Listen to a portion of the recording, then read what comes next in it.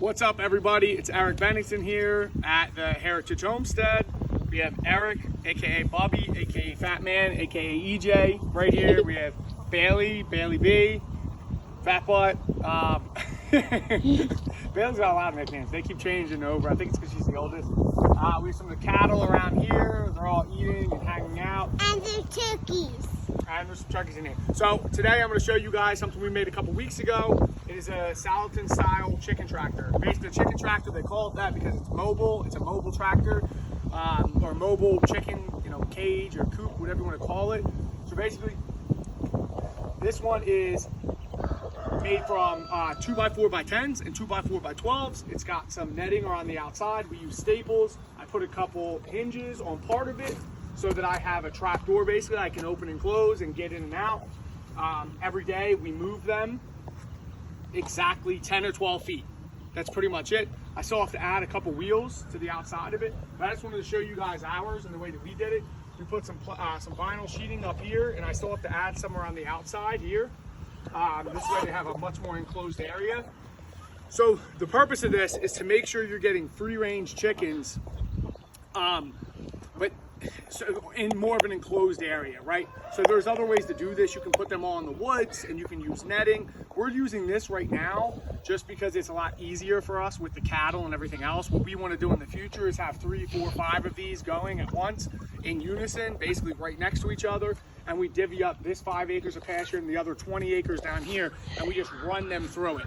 In the future, maybe we'll use, chicken coops with netting around them inside of the pasture. We've thought about that as well, but for right now, this is what we're doing.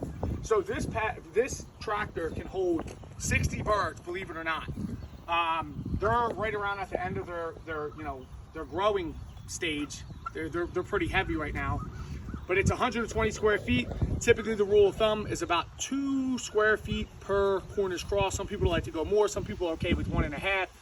We normally don't put 60 in here. We normally put a little bit less than that. Like in here, there's probably like 30 of them in here.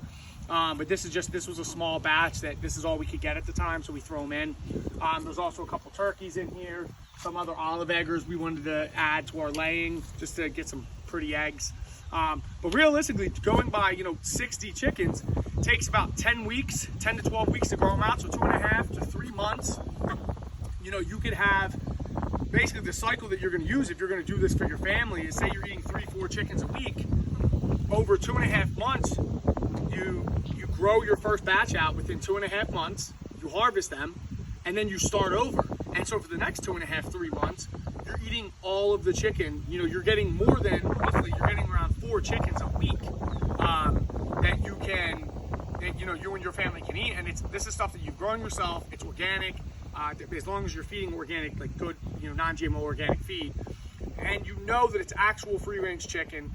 Yeah, cameras. I see the camera going on like Bailey's. We've done this like 3 or 4 times now, and Daddy keeps messing up. So Bailey's starting to get a little, like she's done with this, and she's going over to the side.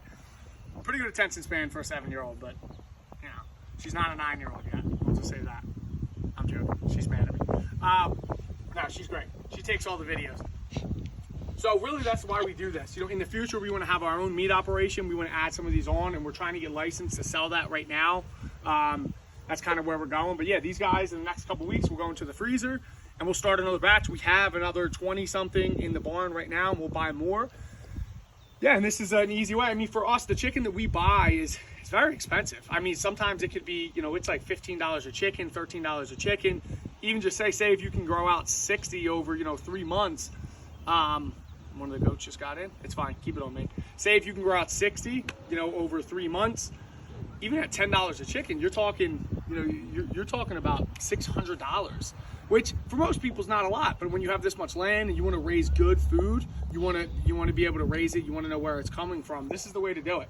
It takes a couple $100 to build this in a few hours, and you can have it for years. I'm going to sign off, guys.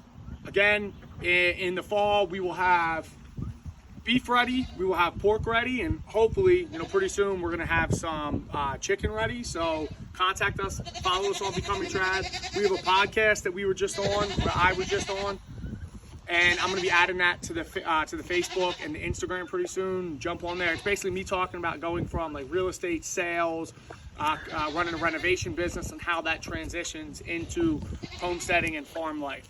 So, peace out.